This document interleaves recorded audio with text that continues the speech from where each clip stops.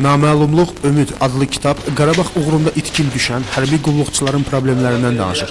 Kitab Cənubi Qafqazda sülhün qurulması layihəsi çərçivəsində çap edilir. Bu layihəni Helsinki Vətəndaş Assambleyasının Ermənistanın Vanadzor, Azərbaycanın Gəncə, Gürcüstanın Tel-Aviv şöbələri həyata keçirib. Kitabın nəşri Niderlanda Kilsələr Arası Sülh Şurasının dəstəyi ilə və əlaqələrin inkişafı uğrunda kilsələr arası təşkilatın vəsaiti hesabına mümkün olub. Kitabda şəhərimizdə və Ermənistanda olan 20 nəfər itkin düşən hərbi qulluqçuların fotoşəkilləri verilib. Həmçinin onların qısa tərcümeyi halı, qohumları ilə əlaqə yaratmaq üçün koordinatlar, müvafiq beynəlxalq qanunvericilikdə əks olunmuş sənədlər dərc olunub. Qeydəki kitabın nəşrində itkin düşənlərin valideynləri də yaxından iştirak ediblər. Oğlum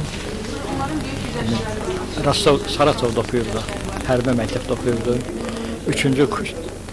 Üçüncü kursun fevral ayında axır-axırda Azərbaycan müəllimdən gedirdim, gəlmək istəyir. Dedim, bala, qutar, sonra gələrsən. Üçüncü kursu başa vurdu. Dördüncü kursa keçən, dördüncü kursda demək bəhanə tapdı ki, orada həngəmələr qarışdı, hadisələr gərginləşdi. Ki, orada bizi incirirlər, Bakıya dəyişirildi. 93-də məktəbi qutardı, Bakı Ali Hərbi Məktəbini qutardı. 93-cü il noyabr, dekabr, yanvar aylarında Kəlbəcər alınmasında o döyüşlərdə iştirak edib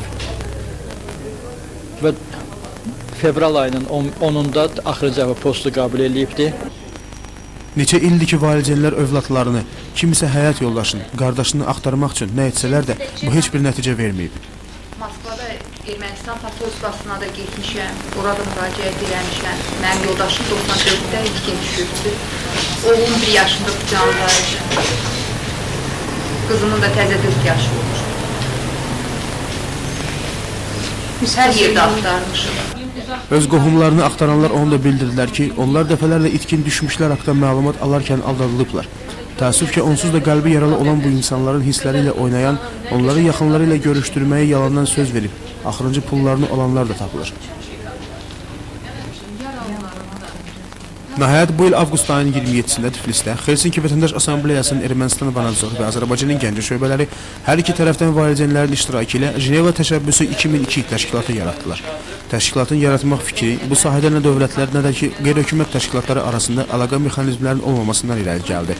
Təşkilat əsasən itkin düşənlər haqqında məlumatlar əldə edib, onların tapılması ilə məşğul olacaq. İlqar Ağayev, Vidar Nefizovlu oğlu, Xəbər Plus.